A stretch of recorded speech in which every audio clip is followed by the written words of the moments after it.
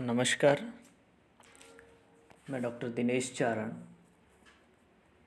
BA प्रथम वर्ष के हिंदी साहित्य के प्रथम प्रश्न पत्र में आप सभी का स्वागत करता हूं। हम हिंदी साहित्य के आधुनिक काल के एक भाग नई कविता के बारे में पढ़ रहे हैं। इससे पूर्व में हमने आधुनिक काल के और जो भी जितने भी वाद थे उन वादों को पढ़ा और हम अब प्रयोगवाद से अगला जो काल खंड जो नई कविता के नाम से हिंदी साहित्य में जाना जाता है, हम उस पर आज चर्चा करेंगे, उसे समझने की कोशिश करेंगे।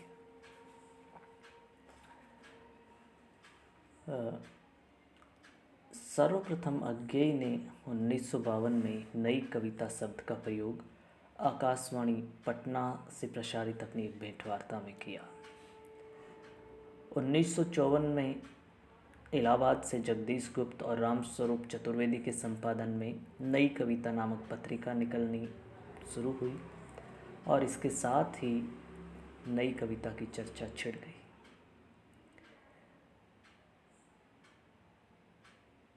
प्रयोगवाद के समकालीन समकक्ष ही ये कविता का दौर है, जिसे नई कविता नाम से जाना जाता है।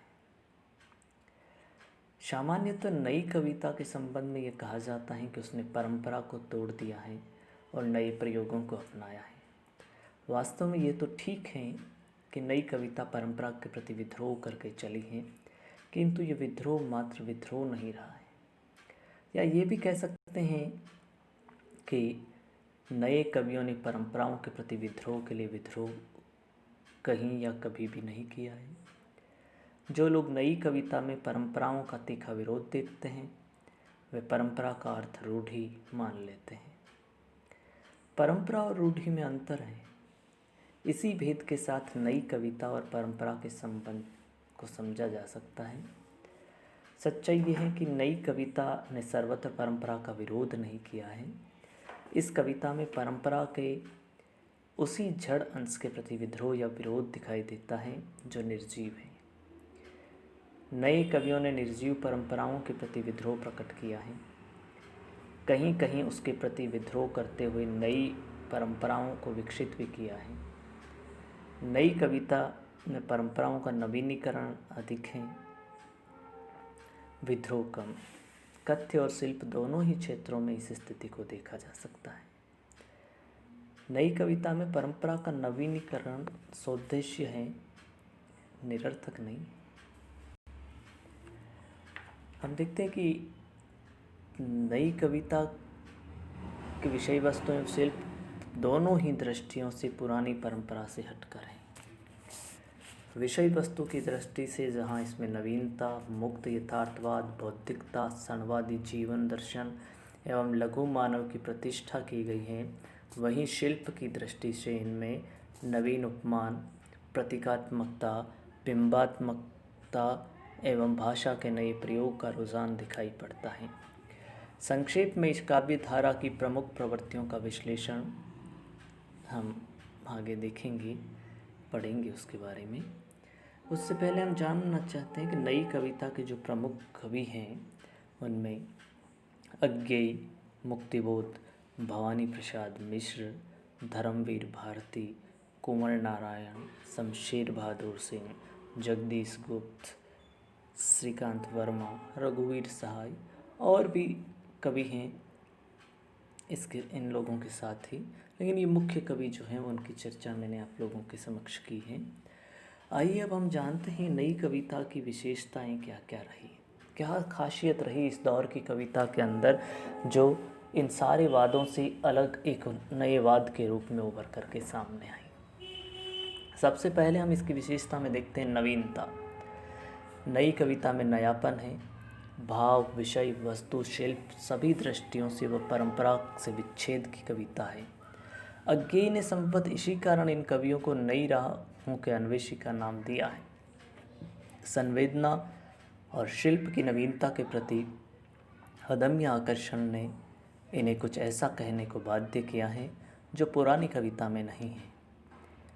नए कवि नवीन मूल्यों की स्थापना करने को उत्सुक हैं और अतीत को विस्मृत करना चाहते हैं।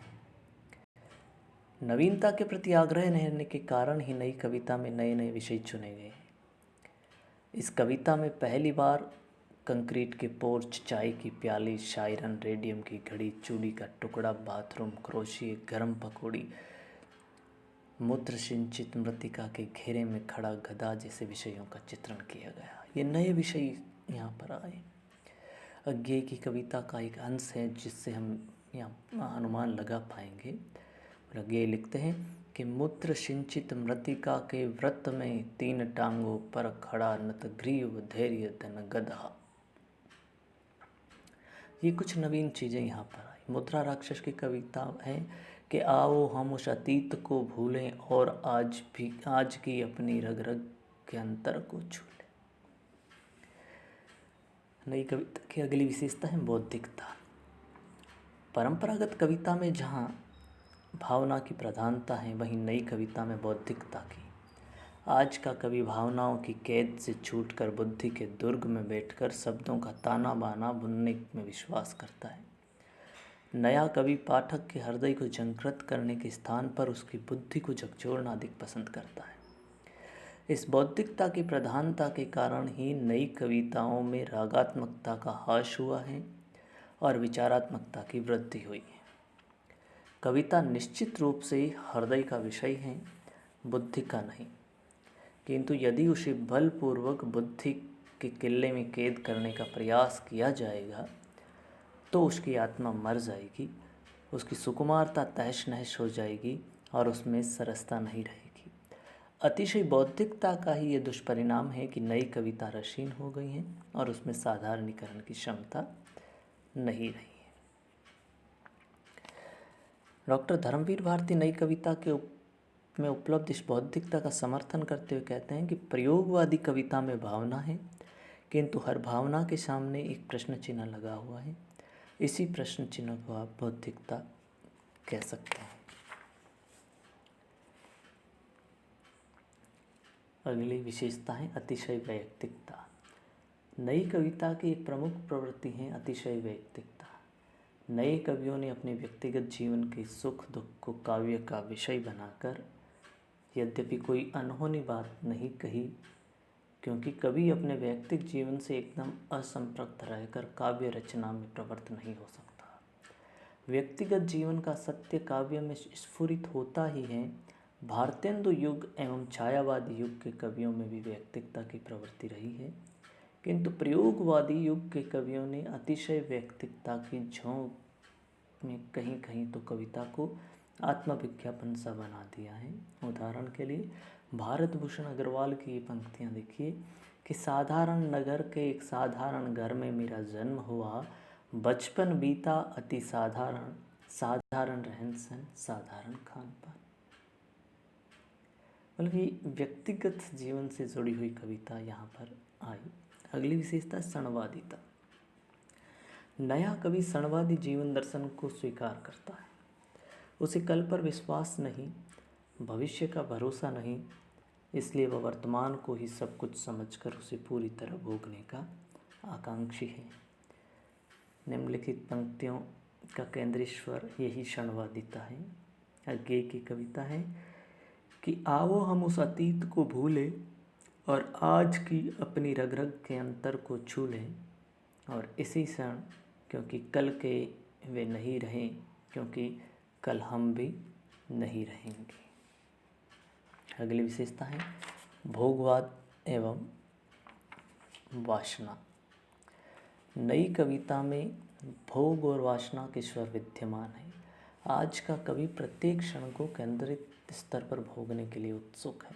संभवतः इसी कारण नई कविता में दूषित मनोवृत्तियों का चित्रण अपनी चरम सीमा पर पहुंच गया। कहीं कहीं तो प्रतीकों के माध्यम से वासना को अभिव्यक्ति दी गई, तो कहीं इसका स्पष्ट कथन है। अज्ञेय ने स्वीकार किया कि आधुनिक युग का साधारण व्यक्ति सेक्स संबंधी वर्जनाओं से आक्रांत है। ये कुंठाएं काव्य के माध्यम से अभिव्यक्ति पाती हैं। उनकी एक अन्य कविता में हम देखते हैं कि वो इस रूप में दर्शाते हैं। अगली विशेषता है यथार्थवादिता। नए कवि का दृष्टिकोण यथार्थवादी है। जीवन को उसके वास्तविक रूप में प्रस्तुत करना नए कवि का उद्देश्य रहा है। यही कारण है कि नई कविता की विषय वस्तु, प्रतीक, उपमान, भाषा आदि यथार्थ पर आधारित है। सीधे साधे सरल शब्दों में सहज अभिव्यक्ति करते हुए इन कवियों ने अपने यथार्थवादी रुझान का ये परिचय दिया है। शरद देवड़ा की कविता की निम्नलिखित पंक्तियाँ एक यथार्थ चित्र को प्रस्तुत करती हैं कि बंद कमरे की गरमाई फिजा में गठरी सा गुड़ में दुबका रजाई में सुन रहा खिड़की की संकरी दरारों से आती नल पर झगड़ती औरतों की चकचक। तो यहाँ हमने देखा कि यांत्रिक सभ्यता वर्तमान का युग धर्म हो गई है, जिसकी अभिव्यक्ति यथार्थ रूप से नई कविता में हुई है। अगली विशेषता है आधुनिक युग बोध। प्रयोगवादी कवियों ने आधुनिक मानव के जीवन में विद्यमान यातना, घुटन, संतराश, कुंठा, द्वंद्व और निराशा को अपने काव्य का विषय बनाया है। इस कविता में ब्रह्मा की सत्ता के स्थान पर मानव की सत्ता की स्थापना हुई है। अंधविश्वासों तथा रूढ़ियों का खंडन है तथा वर्जनाओं को नकारा गया है। वर्तमान जीवन में के कटु सत्य को ईमानदारी से व्यक्त किया गया है और परंपरागत मूल्यों की नवीन संदर्भों में जांच परख की गई। आधुनिक युगबोध के परिणाम स्वरूप नई कविता में एक ओर तो जिजीविषा मुखरित हुई है, तो दूसरी ओर उसमें यथार्थवादिता एवं लघु मानव की प्रतिष्ठा भी हुई। इन कवियों की यह धारणा रही है कि क्यों न हम उसी यथार्थ को अभिव्यक्ति दें जिसे हम भोगते हैं, अनुभव करते हैं, अर्थात जिसे हम आत्मसात कर लेते हैं। अगली विशेषता है प्रणय अनुभूति। प्रयोगवादी कवि ने प्रणय भावना का निरूपण अकुंठ रूप से किया है। प्रेम को वे यौनाकर्षण ही मानते हैं जो शरीर के स्तर पर जन्म लेता है। प्रेम का मूलाधार शरीर ही है, भले ही उसकी उच्च भूमि मन तक पहुंचती हो, ऐसी उनकी धारणा है। अज्ञेय की अनेक कविताओं में हमें प्रेम का यही स्वरूप दिखाई देता है।